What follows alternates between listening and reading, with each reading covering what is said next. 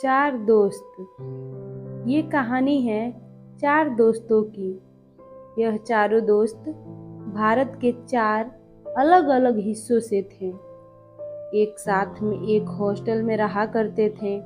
चारों दोस्तों का दिमाग तो बहुत तेज था, पर वह अपने किसी भी काम में या पढ़ाई में निरंतरता नहीं रखते थे। वे लोग किसी भी काम को या पढ़ाई को समय एकदम निकट आने पर ही करते थे। परिणाम स्वरूप उनका कोई भी काम या परीक्षा अच्छे परिणामों के साथ पूरा नहीं कर पाते। इस हॉस्टल में एक शिक्षक ऐसे थे जो इन चारों को बहुत अच्छे लगते थे। शिक्षक जब इन्हें पढ़ाने आते, उनके पास एक तांबे का लोटा रहता जिसमें वो हर दिन पानी पिया करते। इस शिक्षक को एक आदत थी, वह हर दिन उस तांबे के लोटे को अच्छे से मांज कर धोया करते थे। इसी वजह से उनका तांबे का लोटा हमेशा चमकता रहता था। एक दिन इस शिक्षक को अपने लोटे को मांजता देखकर इन चारों दोस्तों ने उनसे जाकर पूछा कि गुरुजी, आप यह लोटा हर दिन क्यों मांजते हो? इसे हफ्ते में या महीने में एक बार मांजो तो क्या फर्क पड़ने वाला है? शिक्षक ने उन चारों की बात सुनकर उनसे कहा, शायद तुम सही कहते हो, मुझे हर दिन नहीं मांजना चाहिए। अब मैं इसे हफ्ते में एक बार मांजा करूंगा। अच्छा सुनो, क्या तुम मेरे लिए एक काम कर सकते हो? क्या एक हफ्ते बाद तुम इसे मांज दोगे?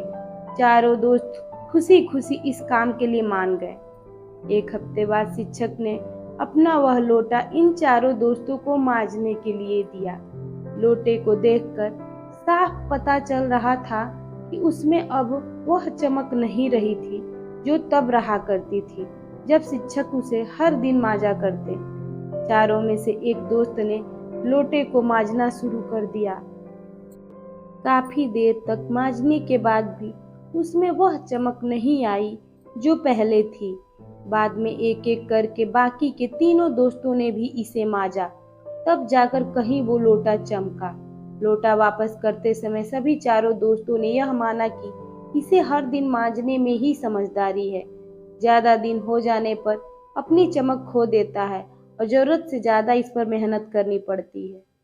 शिक्षक ने चारों दोस्तों को अपने पास बिठाया और उन्हें समझाया, देखो बच्चों, यह लोटा हमारा शरीर, दिमाग और हमारी सोच, इन सब का प्रतिबिंब है। ऐसा मान लो, जिस तरह से लोटे को हमेशा चमकाते रखना है, उसे निरंतर धोना जरूरी है, इसी तरह से शरीर को स्वस्थ रखने के लिए कसरत, दिमाग को स्वस्थ रखने के लिए किताबें पढ़ना और विचारों को साफ रखने के लिए मन को कंट्रोल करना अति आवश्यक होता है। सभी चारों दोस्तों को अपने इस शिक्षक की बात पूरी तरह से समझ में आ गई और उन्होंने अपने जीवन में सभी काम रेगुलर और समय पर करने शुरू कर दिए। फिर वह कभी किसी काम में या परीक्षा में असफल नहीं हुए।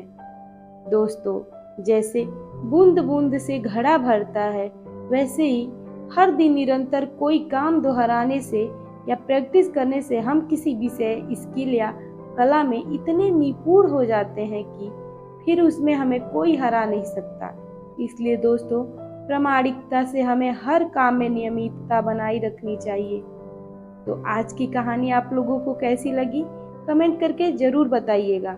और हाँ, लाइक, शेयर, सब्सक्राइब करना नहीं भूलिएगा। कहानी सुनने के लिए बहुत बहुत धन्यवाद।